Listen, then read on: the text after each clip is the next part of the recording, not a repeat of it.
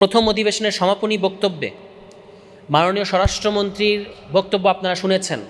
তিনি বলেছেন যে আমরা অনেক কিছুতে রাজি হয়েছি, কারণ না হলে নির্বাচনটা হতো না।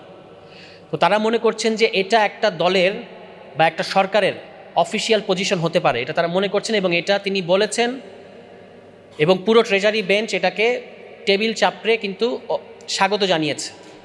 ফলে আমাদের আর মনে হয় কোনো সন্দেহ থাকা উচিত না যে বিএনপি সরকার যে ধরনের সংস্কারে আমরা রাজি হয়েছিলাম, পুরো বাংলাদেশ রাজি হয়েছিল, সম্মত হয়েছিল নির্বাচনের আগে, সেই সংস্কারগুলো আর বিএনপি করবে না। যতই তারা বলুক অক্ষরে অক্ষরে বাস্তবায়ন করবে, কিন্তু আমাদের কাছে এটা পরিষ্কার যে তারা এটা করবে না। শুধু তাই না, আমি এটাও বলেছি যে বিএনপি সরকার, বর্তমান সরকার শুধু সংস্কার করবে না ব্যাপারটা তাই না, তাদের যে দলীয় ইশতেহার এবং নির্বাচনী ইশতেহারে যে সংস্কারের প্রতিশ্রুতিগুলো তারা দিয়েছে সেগুলোতেও কামব্যাক করা তাদের পক্ষে আর পসিবল হবে না। তারা যেখানে গেছে সেখান থেকে আর তাদের যে ইশতেহারের মধ্যে যে সংস্কারের প্রতিশ্রুতিগুলো আছে সেখানে তারা আর কামব্যাক করতে পারবে না। এবং ইতিমধ্যেই তারা তাদের ইশতেহারের যেগুলো সংস্কার বিষয়ক যে প্রতিশ্রুতিগুলো আছে সেগুলো কিন্তু ভঙ্গ করেছে। বিচার বিভাগের সুপ্রিম কোর্ট সচিবালয় তারা প্রতিষ্ঠা করে নাই এবং তারা বিভিন্ন জায়গায় সাংবিধানিক প্রতিষ্ঠানে, সংবিধিবদ্ধ প্রতিষ্ঠানগুলোতে দলীয়করণ করবে না, এটা তাদের প্রতিশ্রুতি ছিল। কিন্তু আমরা দেখতে পেয়েছি যে তারা আসলে সমস্ত জায়গায় দলীয়করণ করছে। কিন্তু অদ্ভুত বিষয় হচ্ছে যে সব জায়গায় যখন আপনি কোনো সরকার দলীয় কারোর সাথে কথা বলবেন, তারা একটা খুব সহজ যুক্তি দিতে চায় যে আমাদের সরকার, আমাদের লোকই তো আমরা বসাবো। কিন্তু এখানে যে তর্কটা আমরা বারবার করার চেষ্টা করেছি যে যেগুলো নির্বাহী বিভাগের অধীন না, যে প্রতিষ্ঠানগুলো যেগুলো সাংবিধানিক প্রতিষ্ঠান, সেগুলোতে আপনি দলীয় লোক নিয়োগ দিতে পারেন না। কিন্তু এই সামান্য যুক্তিটা, এই বেসিক কথাটা তারা বুঝতে পারে না। কিন্তু অদ্ভুত একটা ব্যাপার এখানে আছে, আপনারা নিশ্চয়ই খেয়াল করছেন যে সব জায়গায় নিজেদের লোক বসালেও তাদের একটা রাষ্ট্রপতি বানানোর মতো রাষ্ট্রপতি পাওয়া যাচ্ছে না। তারা ওই আওয়ামী লীগ সরকারের যে ফ্যাসিবাদী আওয়ামী লীগ সরকারের যে রাষ্ট্রপতি, যার বিরুদ্ধে দুর্নীতির অভিযোগ রয়েছে এবং এটা প্রমাণিত অভিযোগ, যিনি ইতিমধ্যেই তাদেরই ভাষ্য অনুযায়ী, বিএনপি সরকারের ভাষ্য অনুযায়ী সংবিধান লঙ্ঘন করেছেন, তাকে কিন্তু বিএনপি সাংবিধানিক পদ্ধতিতে অপসারণ করার সুযোগ থাকলেও সেই সুযোগটা গ্রহণ করছে না। এবং এর সাথে তাদের নিজস্ব রাজনৈতিক হিসাব জড়িত। অর্থাৎ তারা হিসাব করেছে যে কখন রাষ্ট্রপতিকে সরালে আগামী নির্বাচনের সময়ে তাদের একজন রাষ্ট্রপতি থাকবে, এই হিসাব বা এই গণিত বিএনপি সরকার করে ফেলেছে। ফলে আমাদের সংস্কারের প্রধান যে তিনটা উদ্দেশ্য ছিল, 1 নম্বর উদ্দেশ্য, ক্ষমতা হস্তান্তরের সময় একটা শান্তিপূর্ণ পদ্ধতিতে ক্ষমতা হস্তান্তরের একটা ফর্মুলা আমরা কিন্তু জাতীয় নাগরিক পার্টির পক্ষ থেকে, সংস্কার বাস্তবায়ন কমিটির পক্ষ থেকে একটা শান্তিপূর্ণ ফর্মুলা জাতীয় ঐকমত্য কমিশনকে দিয়েছিলাম, যে কিভাবে এই যে বারবার বাংলাদেশে ক্ষমতা হস্তান্তরের মুহূর্তে সমস্যাগুলো তৈরি হয় এবং দেশে একটা সংঘাতের রাজনীতি সামনে চলে আসে, এটা থেকে মুক্তি পাওয়ার রাস্তা কি, আমাদের কাছে যেটা বিবেচনায় মনে হয়েছে আমরা সেটা দিয়েছি। কিন্তু সেটা পুরোপুরি গ্রহণ করা হয় নাই, এখানেও বিএনপির ভেটো ছিল। দ্বিতীয় যে বিষয়টা মানে এই সংস্কারের এজেন্ডার মধ্যে আছে, সেটা হচ্ছে যে এই যে 2/3 আসন থাকলেই আপনি যে কোনোভাবে সংবিধান সংশোধন করে ফেলতে পারেন, এখান থেকে আমাদের দেশকে বের করে নিয়ে আসতে হবে। এবং এই জন্য উচ্চকক্ষে সংবিধান সংশোধনী ক্ষমতা সম্পন্ন একটা উচ্চকক্ষ গঠনের কথা আমরা বলেছি, কিন্তু সেখানেও বিএনপি আপত্তি আছে। তৃতীয় যে বিষয়টা, সেটা হচ্ছে সাংবিধানিক পদগুলোতে নিয়োগ, একটা নিরপেক্ষ নিয়োগ। এখানেও দেখতেই পাচ্ছেন যে বিএনপি এ বিষয়ে এখনও পর্যন্ত দুদকে একটা অচল অবস্থা তৈরি হয়ে আছে। তো এই হচ্ছে সার্বিক পরিস্থিতি। আমি আর কথা বলবো না, শুধু এইটুকু আপনাদেরকে আহ্বান জানাতে চাই যে আমাদের সংস্কার নিয়ে, গণতান্ত্রিক সংস্কার, যে সংস্কার জন্য আমাদেরকে এত রক্ত দিতে হয়েছে, এই সংস্কার নিয়ে আমাদেরকে সামনের দিনগুলোতেও সক্রিয় থাকতে হবে এবং এই সংস্কার সরকারের কাছ থেকে আদায় করে নিতে হবে। তারা একটা নির্বাচিত সরকার এবং তারা প্রতিশ্রুতি দিয়েছে যে তারা সংস্কার করবে, অক্ষরে অক্ষরে বাস্তবায়ন করবে। ফলে আমাদেরকেও অক্ষরে অক্ষরে তারা যেন বাস্তবায়ন করে সেটা আদায় করে নিতে হবে। ইতিমধ্যেই যে সমস্ত প্রতিশ্রুতি তারা ভঙ্গ করেছে সেগুলো কিভাবে আমাদের সংকটকে আরও ঘনীভূত করবে, এটা সামনের দিনে আরও পরিষ্কার হবে। ফলে আমাদের কাজ হচ্ছে রাজনৈতিকভাবে আমাদের যে কর্তব্য, এই সংস্কারগুলোর জন্য সরব থাকা। এবং জাতীয় নাগরিক পার্টি নতুন দল হলেও বাংলাদেশে এই সংস্কার সংক্রান্ত সমস্ত আলোচনা এবং রাজনৈতিক কর্মসূচির একেবারে কেন্দ্রবিন্দুতে অবস্থান করছে বা করবে সামনের দিনেও। আমরা যতটুকু জানি যে একটা অত্যন্ত উচ্চভিলাষী বাজেট আসতে যাচ্ছে। তো এই এখনকার অর্থনৈতিক পরিস্থিতি এবং যে বৈষম্য আন্দোলন থেকে এই গণ অভ্যুত্থান হয়েছিল, বৈষম্যমুক্ত একটা অর্থনীতি, তো সেটার দিকে আমরা কতটুকু গেলাম, কতটুকু যেতে পারলাম, সেটা নিয়ে আজকে আমাদের সম্মানিত আলোচকরা বলবেন। এবং তারপরে এখন আমাদের আরেকটা বার্নিং ইস্যু, জ্বালানি সংকট চলছে, বা বলা হচ্ছে যে জ্বালানি সংকট চলছে, ফলে সেই জ্বালানি সংকট নিয়েও এবং এটার স্থায়ী সমাধান কী। বাংলাদেশের মতো দেশে আমরা পুরোপুরি আমদানি নির্ভর যে একটা জ্বালানি ব্যবস্থাপনার মধ্যে থেকে কতটুকু অগ্রসর হতে পারবো, এবং এর সাথে আমাদের যা অনেকে জ্বালানি সার্বভৌমত্ব, জ্বালানি নিরাপত্তা এই ধরনের শব্দ ব্যবহার করে থাকেন। ফলে এই জ্বালানি একটা অত্যন্ত গুরুত্বপূর্ণ ইস্যু, বিশেষত এই মধ্যপ্রাচ্যের যে যুদ্ধ, এর ফলে নতুন করে এই প্রশ্নটা আমাদের সামনে এসেছে। কিন্তু গত 1.5 মাস আমরা যে ধরনের অব্যবস্থাপনা দেখতে পেয়েছি, ফলে সেখান থেকে আমরা আজকের যারা জ্বালানি সেশনে সম্মানিত আলোচক থাকবেন তারা আমাদেরকে বলবেন যে সরকারের জন্য সামনে যে কোনো সরকার রাষ্ট্র পরিচালনা করতে গেলে তাদের আসলে কি কি বিষয় মাথায় রাখতে হবে জ্বালানি প্রশ্নে।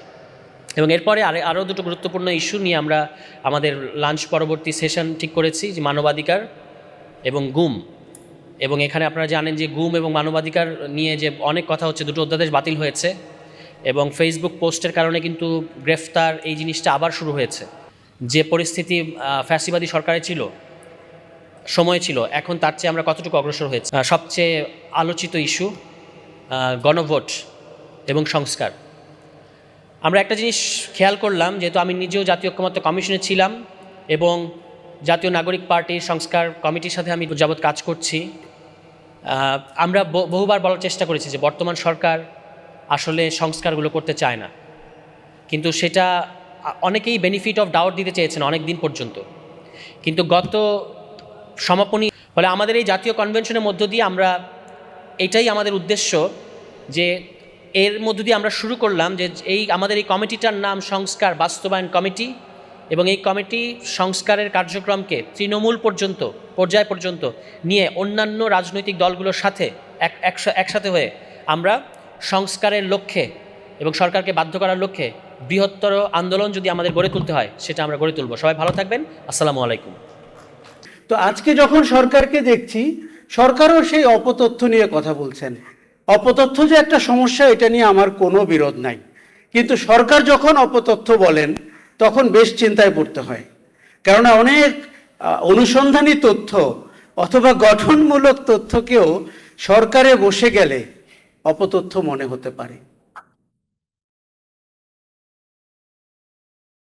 মুক্ত গণমাধ্যম এবং মানবাধিকার এটি একটি দ্বান্দ্বিক বিষয়। কেন বিষয়? কারণ যে অপোজিশনে থাকে, বিরোধী রাজনীতি করে, রাজপথে মানুষের কাতারে থাকে, তার কাছে গণমাধ্যমকে একটা চোখে দেখা হয়, মানবাধিকারকে সে এক দৃষ্টিতে দেখে। যেই মুহূর্তে সে সরকারে চলে যায়, সরকার গঠন করে এবং মানবাধিকারেরও একটা ভিন্ন সংজ্ঞা দাঁড় করায়। আমরা 54-55 বছরে এই চিত্র দেখতে দেখতে আমাদের গা সওয়া হয়ে গেছে। ফলে আজকের যেই দিনটি মুক্ত গণমাধ্যম দিবস, এই দিনে আমরা বিদেশি কিছু প্রতিবেদনের রেফারেন্স টানছি, আমরা বলছি বাংলাদেশের নিচের দিকে মান চলে গেল কিনা, এবং সরকার অপতথ্য নিয়ে কথা বলছে। বেশ কিছু পেশাজীবী সমিতি যাদের কথা ছিল স্বাধীন সাংবাদিকতা নিয়ে আলোচনা করার, তারা তাদের দলীয় পরিচয় নিয়ে আজকের সেমিনারগুলো করেছেন। আজকে প্রেস ক্লাবে খোঁজ নেন, পিআইবিতে খোঁজ নেন গতকালকে, এবং আপনারা এটা পরিষ্কার চিত্র পাবেন। ট্রান্সপারেন্সি ইন্টারন্যাশনাল আর ইউনেস্কো বোধহয় তারা করেছেন পাবলিক ট্রাস্ট জার্নালিজম নিয়ে, যে কি করে মানুষের কাছে বিশ্বাসযোগ্য গণমাধ্যম তৈরি করা যায়। দেখুন, 30 বছর আগে সাপ্তাহিক পত্রিকায় কাজ করতাম। ওই পত্রিকাটি সরকারি ট্রাস্টেড ছিল, মানে বাংলাদেশ সরকারের মালিকানায় ছিল। ওই পত্রিকা অনুসন্ধানী সাংবাদিকতা করত এবং সেটি শহরের আলোচিত ঘটনা হতো। এবং তার মানে হচ্ছে, সাংবাদিকতা করতে হলে আপনার যে আজকের কর্পোরেট পুঁজি অথবা গ্ল্যামারাস পজিশন, অথবা আপনি সোসাইটিতে নামকরা ব্যক্তি হয়ে গেলেন, টকশোতে দারুণ সব কথা বলছেন, এগুলো খুব জরুরি বিষয় না। স্বাধীন, সৎ, সাহসী সাংবাদিকতার জন্য আপনাকে স্বাধীন, সৎ, সাহসী হতে হবে। এটা হচ্ছে আমাদের শিক্ষা। কেননা আমরা কি দেখলাম যে ক্ষুদ্র পুঁজির সাংবাদিকতা বাংলাদেশকে যা শিখিয়েছে, বৃহৎ পুঁজির সাংবাদিকতা বাংলাদেশকে সেখান থেকে সরিয়ে নিয়ে যাচ্ছে। জাইমা কর্পোরেট ফান্ডেড বা কর্পোরেট ওন সাংবাদিকতা বা প্রতিষ্ঠানের কথা বলছিল। আমরা খুব ভালো করে জানি কারা গণভবনে সাংবাদিকতা করতে গিয়েছিলেন। 5ই অগাস্টের আগে আমি কোনো সাংবাদিক, দেখুন আমি মানুষের আইনের অধিকারের পক্ষে, তদন্ত ছাড়া কোনো কিছু না বলার পক্ষে এবং বিচার ছাড়া কনক্লুশনে না যাওয়ার পক্ষে, কিন্তু তাদের যে কর্মকাণ্ড ছিল সেটি কি সাংবাদিকতা ছিল? নাকি সাংবাদিকতার চেয়েও বেশি কিছু ছিল? নাকি খুনের চেয়েও বেশি কিছু ছিল? এই প্রশ্ন আমাদের নিজেদের করতে হবে। দেখুন, মানবাধিকার প্রশ্নে গিয়ে আমরা অনেক সময় কিন্তু এক জায়গায় বাধা পড়ে যাই। আমরা মনে করি এর চেয়ে বেশি আমাদের এগোনো ঠিক হবে না। আর গত 18 মাস বা 20 মাসে বিচারের নামে, মামলার নামে যে প্রহসন হলো, যে মিথ্যা মামলা হলো এবং মামলা নিয়ে যে বাণিজ্য হলো পুলিশ এবং আইন বিভাগের, এটি তো অবিশ্বাস্য। কি হলো জানেন? জুলাই আগস্টে যারা জীবন দিল, যারা পঙ্গু হলো, তারা তাদের ন্যায় বিচারটি পেল না। এবং এই সোসাইটি এইগুলোই চায়, সে এটাতেই কমফোর্টেবল যে আপনি একটু বিপ্লব করবেন, একটু অভ্যুত্থান করবেন, পরে কিছু আপনিও একটু বাস্তববাদী হয়ে যাবেন, আপনিও কিছু পদ পদবি পাওয়ার চেষ্টা করবেন। সমাজ, গণতন্ত্র, বিচার যেই তিমিরে ছিল ওই তিমিরেই থেকে যাবে। যেই কর্পোরেট পুঁজির কথা আমরা বলছি, তারা কিন্তু তাদের সম্পাদক চেঞ্জ করেছেন কোনো জায়গায়।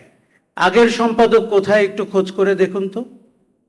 আগের সম্পাদক ওই প্রতিষ্ঠানেই আছেন, উনি পাশের চেয়ারেই আছেন, উনি পাশের রুমে বসেন, উনি নাকি বিশেষ দায়িত্ব নিয়ে আছেন। তা আমি জিজ্ঞেস করলাম এই বিশেষ দায়িত্বটা কি? বললো যদি আওয়ামী লীগ ফিরে আসে। এই বিশেষ দায়িত্ব নিয়ে আমি অন্তত 5টি কর্পোরেটই তারা তাদের সেই কালো সম্পাদক, গণভবন কুখ্যাত, অখ্যাত অথবা নিন্দিত সম্পাদককে চাকরিচ্যুত করে নাই। তারা কর্পোরেট পুঁজি ধারণ করে, যাদের যথেষ্ট টাকা আছে তারা তাদেরকে রেখে দিয়েছেন। দে হ্যাভ বিন পার্কড, তারা বসে আছেন। আমি এমন একটি টিভি চ্যানেলকে চিনি যার 3 জন মালিকের, একজন আওয়ামী লীগ করেন, একজন এখন বিএনপি করেন বলে সামনের কাতারে, আরেকজন পার্কড আছেন জামাত যদি কোনোদিন চলে আসে। এখন তো নিশ্চয়ই জামাত এনসিপি বলতে হবে, যদি জামাত এনসিপি চলে আসে তাহলে উনি সামনের দিকে চলে আসবেন। দেখুন, আমাদের সমাজ এত সুন্দরভাবে শৃঙ্খলার ভেতর দিয়ে পরিচালিত হয়, সেখানে গণমাধ্যমের স্বাধীনতা আর মানবাধিকার কথা বলে আমি কি শত্রু হতে যাব? কাজে আমার এখন এই অনুষ্ঠানে আসার চেয়ে ওরকম কোনো একটি পার্ক প্রতিষ্ঠানে বসে থাকা ভালো ছিল। অবস্থা আসলে তা না। জুলাই আগস্ট আমাদের শিখিয়েছে আমাদের চোখের সামনে যা ঘটছে এটাই চূড়ান্ত না। মানুষের প্রত্যাশা ভিন্ন। মানুষ খুব ভালো জানে তার যে চাওয়া গণতন্ত্র, তার যে চাওয়া মানবাধিকার এবং তার চাওয়ার গণমাধ্যম এবং তার চাওয়ার অর্থনীতি একে অন্যের সাথে যুক্ত।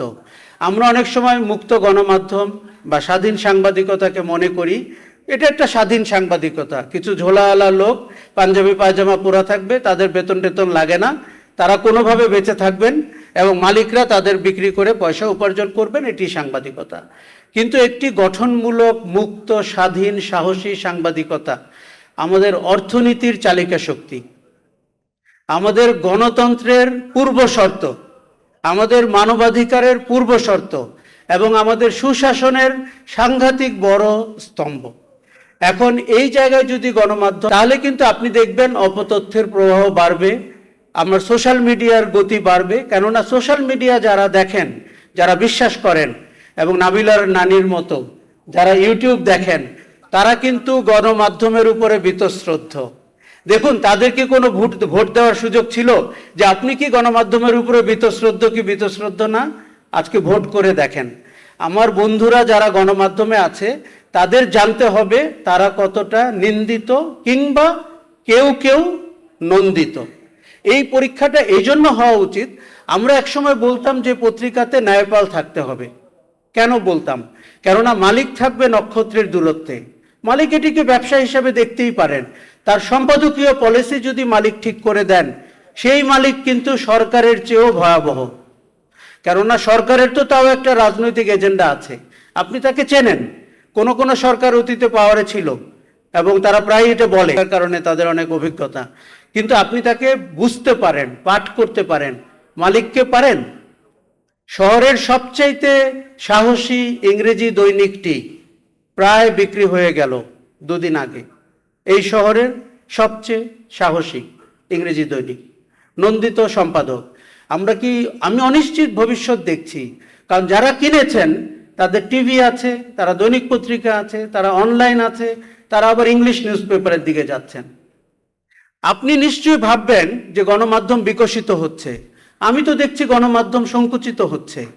কেননা ওই মালিক চাইলে তার 4টি প্রতিষ্ঠানই একই সুরে গান গাবে, যদি আমরা গণমাধ্যমের ভেতরে গুণগত পরিবর্তন না আনতে পারি। তার মানে আমাদের গুণগত পরিবর্তনটি জরুরি। খুবই তিতা কথা বলি, সাংবাদিকতার স্বাধীনতার প্রতিবন্ধক সাংবাদিকতা নামধারী ব্যক্তিরাও। দেখুন, আমি প্রায়ই আওয়ামী লীগ শাসন আমলে আমার অনেক বন্ধুদেরকে বলতাম যে আপনি আওয়ামী লীগে কেন জয়েন করেন না, আপনি ইউনিয়ন পর্যায়ে জয়েন করেন, কোনো একটি স্তরে জায়গা নেন, সাংবাদিকতা নাম নিয়ে আপনি কেন এগুলো করছেন? এখন ধরুন একটা বাসার সামনে অ্যাম্বুলেন্স এলো, আপনি তো ভাববেন রাস্তা ছেড়ে দিবেন, জীবন বাঁচাতে কেউ এগিয়ে এসছে। হোয়াট ইফ ওই অ্যাম্বুলেন্সের ভেতরে সন্ত্রাসী এবং আততায়ী থাকে? কোনো সাংবাদিক, কোনো গণমাধ্যম প্রতিষ্ঠান এই ভূমিকায় বাংলাদেশে কাজ করেছে। আমি শেষ করব আরেকটি নতুন চিন্তা দিয়ে। সম্পাদকরা, মালিকরা ইদানিং প্রধানমন্ত্রীর সাথে দেখা করছেন এবং খুব ভালো লাগছে। প্রধানমন্ত্রীও নতুন সুবাতাস ছড়াচ্ছেন, ইনফর্মাল কাপড় চোপড় পরেন, সাধারণ মানুষের মতো রাস্তায় চলেন। তার কাছে কিন্তু আমাদের প্রত্যাশা আরো অনেক বড় কিছু। সেটা হচ্ছে রাষ্ট্রের সংস্কার, রাজনীতির পরিবর্তন এবং জবাবদিহিতা এবং সুশাসন। দেখুন, উনি ইনফর্মাল কিনা, উনি তেল বাঁচাতে 40টি গাড়ির জায়গায় 4টি নিয়ে হাঁটেন কিনা, এগুলো আমরা প্রশংসা করতেই পারি। অতীতে আমরা ভয়ঙ্কর এক্সাম্পল দেখেছি, এই কারণে আরো বেশি ভালো লাগছে। কিন্তু আমাদের প্রত্যাশা তো অনেক দূর। এটি শুনলে যারা ভয় পান, যারা বিরক্ত হন এবং যারা মনে করতে থাকেন আমরা তার বিরোধী পক্ষ, তারা ভুল জায়গায় বসবাস করছেন। যেই জায়গায় কথাটি বলতে চাইলাম, নোয়াব অথবা সম্পাদক পরিষদ তার সাথে দেখা করেন এবং উনি ইদানিং অনেকের সাথে দেখা করেন। আমি শুনেছি একজন টকশো আলোচকের সাথে 2 ঘন্টা আলাপ করেছেন, গুড়া মাছ দিয়ে লাঞ্চ করেছেন। এগুলো আমার ভালোই লাগে। প্রধানমন্ত্রী কোয়াইট অ্যাক্সেসেবল হবেন, এটাই স্বাভাবিক। কিন্তু এসবের টার্মস অফ রেফারেন্স কি, আলোচনার এজেন্ডা কি, এটা জানা জরুরি। এই সম্পাদকদের সাথে বা নোয়াবের সাথে উনি কি, যেই জায়গাটিতে আমি শঙ্কিত, নোয়াব বেরিয়ে বলেছেন প্রতি 3 মাস পর পর তারা প্রধানমন্ত্রীর সাথে মিটিং করবেন। আমি ভীষণ চিন্তিত। সাংবাদিকতা করতে হলে কি প্রধানমন্ত্রীর সাথে মিটিং করতে হয়? সাংবাদিকতা করার জন্য কি মন্ত্রীদেরকে চিনতে হয়? আমার মনে হয় না। আমরা সেই সাংবাদিকতা চাচ্ছি যেখানে প্রধানমন্ত্রীর সাথে 3 মাস পর পর ঘন ঘন মিটিং করতে হবে না।